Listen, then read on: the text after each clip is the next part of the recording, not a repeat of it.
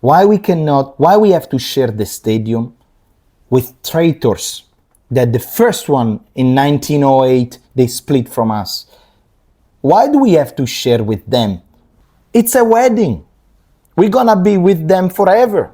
The news of the day is the City Council of Milan has decided to sell the entire stadium San Siro and the surrounding area to the two clubs, Milan and Inter, the stage of hundreds of derbies, Champions League nights. But here what we're gonna do in this video, we're gonna break down a little bit what's happened, what's gonna be the next steps, and what's the pro and cons of having a stadium together with the other team of Milan.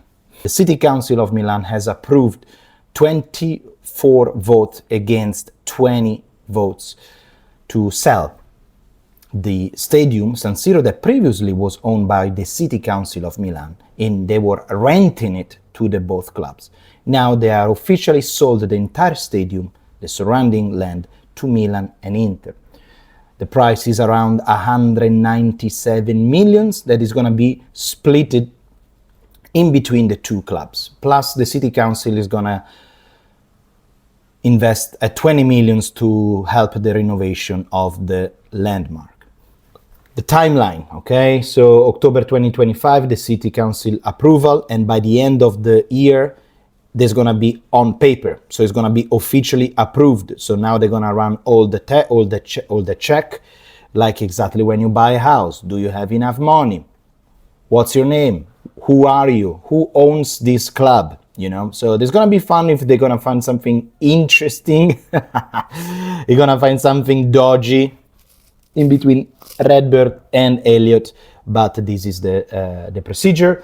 And by end of the Campionato of 2026, beginning of 2027, they will start the new construction, so with demolishing and rebuilding the new area, not only the stadium, okay? Because now Milan and Inter owns the club, owns the land, ready to go by 2029, by 2030, because of course there is the Olympic Games. Sorry, there is the Euro in 2029, 2030. I like to say in 2020, 2031, 2032, I believe there's going to be the Euro Cup. And of course, Milan cannot wait to have a new stadium. Now, when you will hear Redbird and Inter management explain the move, you will notice one word keep coming up: risk. Building two separate stadiums like Milan in San Donato project and potentially Inter's Rozzano idea will have been a financial war, because each project is going to cost you around 1.2, 1.5 billion. That is a massive debt. And we see both clubs, because they are funds, they are super careful about this side of the operations. The timeline, it's 7 to 10 years before opening.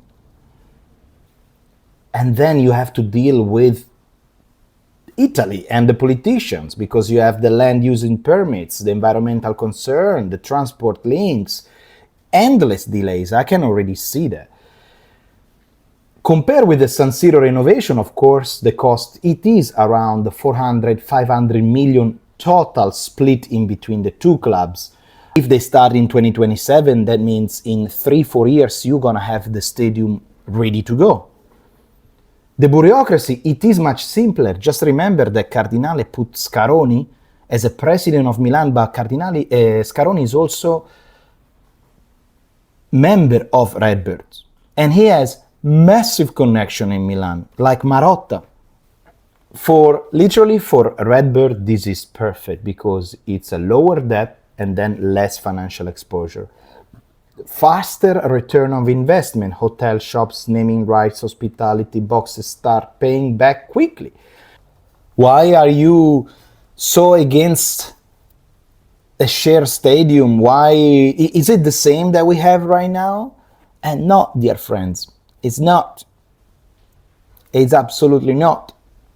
Because one thing is having the stadium with Inter, you share the costs, but also you share the profits. It makes a lot of sense, especially for them, for the city council, and for the ownership, Milan and Inter both. But as a fan, and if I had Milan or Inter in my head, and I will be like, I want to have my own stadium. Why Juventus can have his own stadium?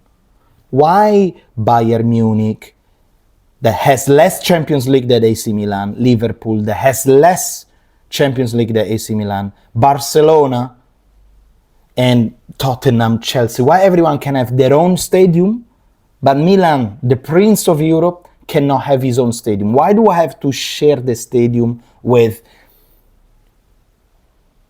And on long term, when you're facing City, PSG, they don't have any problem money-wise, and they have the full ownership of their stadium, that could be a trouble. So we will see. Also, the identity. A private stadium, it is yours. Your colors, your atmosphere, your history, the revenue as well. It's like when you spend €100 on the match day, €100 goes to Milan. It doesn't go 50 to Inter. So every time that you go to San Siro in the future, you're also contributing to Inter. It's a long-term vision, in my opinion, that it is missing. It is fine now, is making the city council and this ownership right now happy, but I will never be able to bring my family to my own stadium because it's going to be always shared. And this is part of the identity of our independence. And I'm saying this because this is a Milan channel, and we are Milanistas. But why do I have to share with Inter? Why the Prince of Europe has to share with Inter? Why Tottenham, Chelsea, Barcelona, Real Madrid, they can have their own stadium, and Milan cannot? Why we cannot be completely independent? Why we have to share the stadium with traitors that the first one in 1908, they split from us? Why do we have to share with them? And pretty much, it's a wedding. We're gonna be with them forever. We're gonna be with them again forever, for at least the next 100 years.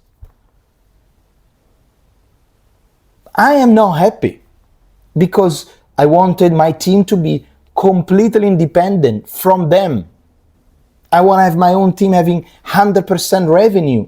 I want to have my own team having his own word, his own experience. Why I have to share things with them? Whenever you're going to go to the new San Siro, I know it's exciting and Instagram friendly, but every €100 that you give them, you're giving 50 to Inter. Well done.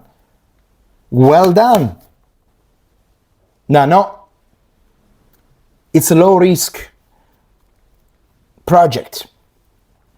And let me tell you this, with this new idea of sharing the project together with Inter, which is a wedding officially, guys, it is a wedding.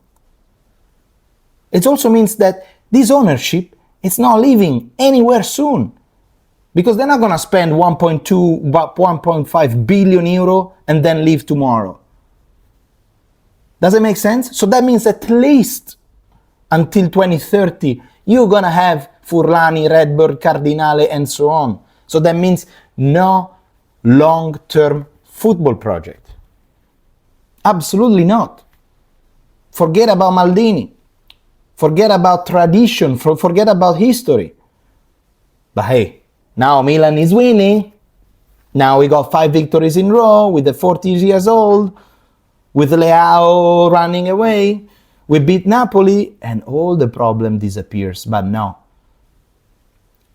We remember. We know where we stand.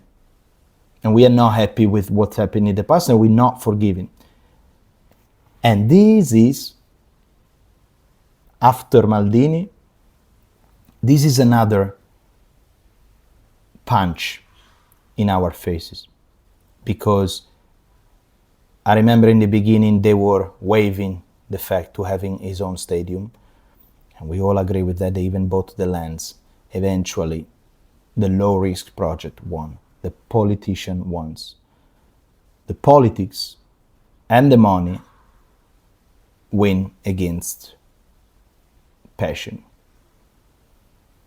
Welcome to reality.